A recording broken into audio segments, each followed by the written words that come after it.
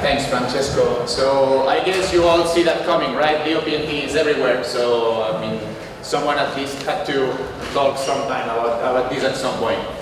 Okay, so this the motivation for this talk actually was some time ago already.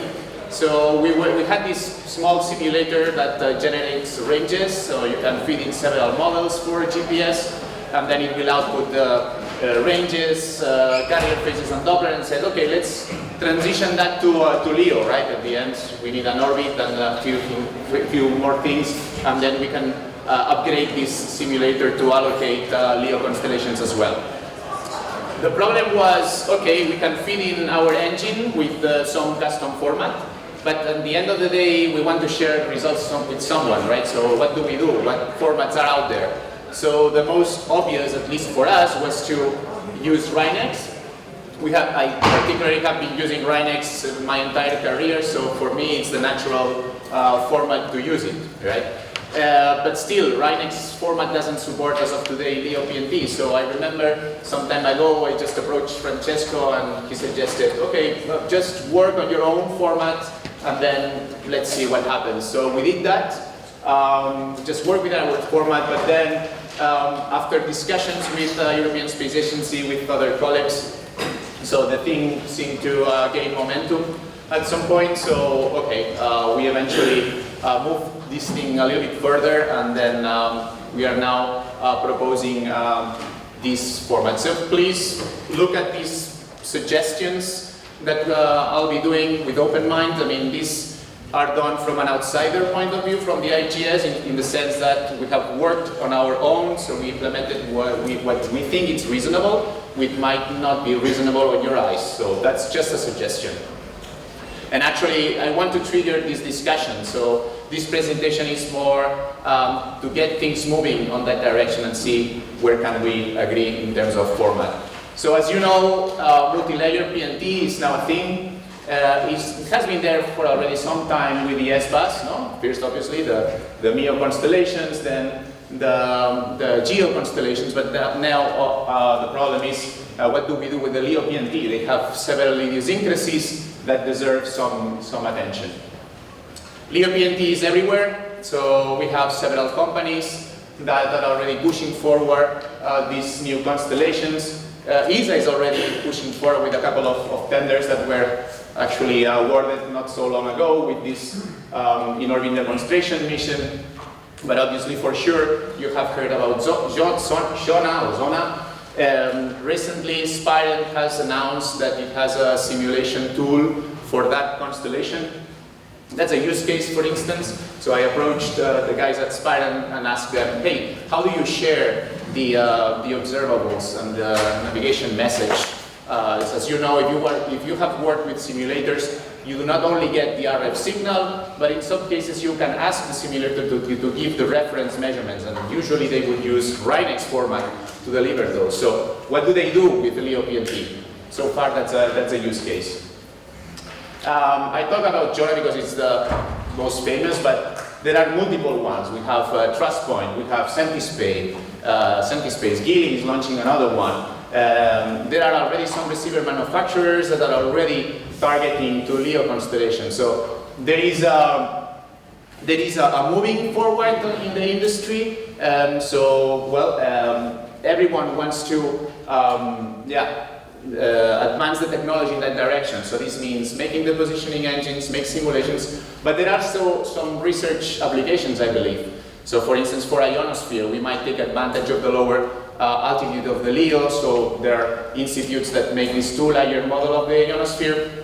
So LEO would be a good asset, right, to better determine the ionospheric contribution in this two-layer, for instance. So we strongly believe that we need for some standard to share the data, and for sharing the data, the data that we are proposing here is mostly on the navigation data, the observable, and the observables of the LEO-PNT, and also the SP3. So I'm going to talk about those three.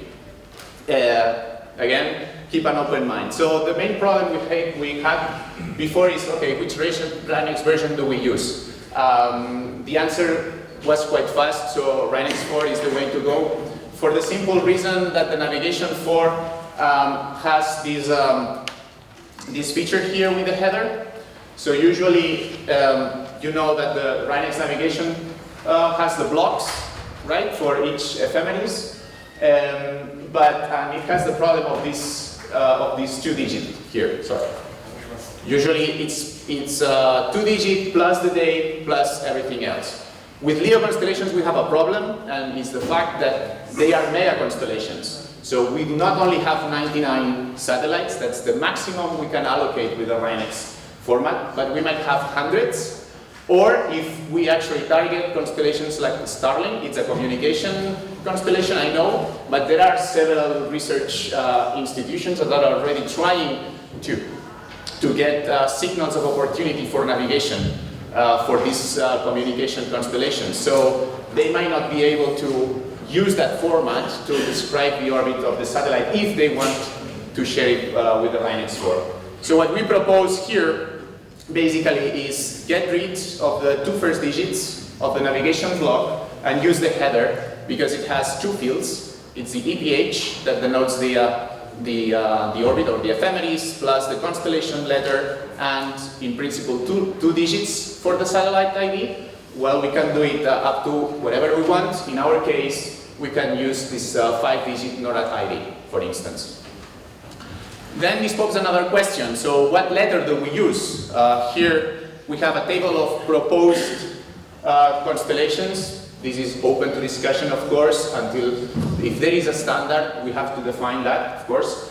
And also, I propose using the orbital parameters, because then we can reuse already implemented engines for orbit propagation. But another question would be, why not using the XYZ triplets that we use for Glonass or for SBAS? That's another open question. For now, what we use is the format that you see here. We have the satellite clock, orbital parameters, time of ephemeris, and signal biases. As you can imagine, signal biases is another topic for discussion that we need to address at some point.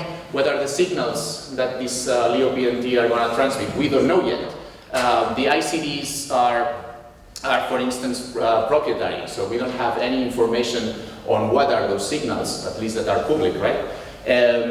From the FCC feelings, we do know which is, for instance, the frequency bands in which the Shona constellation is going to transmit. We know that it's going to be L1, L5, and C-band. We know that it's public, and you can go in the FCC webpage and look for Shona, and then you can fetch the documents, but we have few information for other constellations. Until we do not have those, probably we will not be able to fill those fields in the bottom. That's as far as RINEX navigation. So there is obviously what probably we are interested for more is the RINEX observation files, right? In that case, we have similar problem, right? We need more than 2 digits to represent the satellite, because this is a critical limitation actually.